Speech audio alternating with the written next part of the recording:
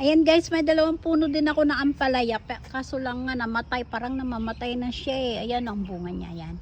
Nilagyan pala ng ano, yung amo konduktor, nilagyan niya ng ano, yung tawag nito. Nilagyan niya ng mga ganyan para hindi daw anuhin. Tapos namatay naman na siya, dalawang puno. Tignan niyo yung talong ko guys. Ayan, ang dami nitong bunga dati. Napamatay naman na siya. Lagyan ko siya ng sili para hindi siya maano. Para pag nilagyan mo kasi ng sili yan, mamamatay yung ano. Ang dami niyang bunga dati. Ayan, ilang puno lang to eh. Yan ang bunga niya oh. Ayan ang bunga niya. Tingnan niyo. Ayan. Yan, namamatay siya eh. Lagyan natin ng sili. parang lagyan natin siya ng sili para hindi siya mamatay. Kinakain ng ano eh. Konti lang to eh. Binili ko sa palengke tapos tinanim ko.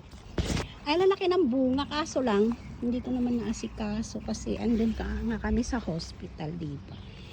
Ayan, lagyan natin ng ano. Sili yan, sili. Lalagyan natin ng sili. Wag yung lason kasi mamaya malason kami. Kami ni Melissa ang kakain nito mamaya eh. Ayan, sili. Pag kayong may mga tanim kayo't namamatay, anuhin nyo lang, buhusan nyo lang siya ng sili guys. Para ano.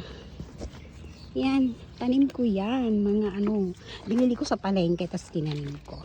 Ayan guys. Ayan, yung aking talong.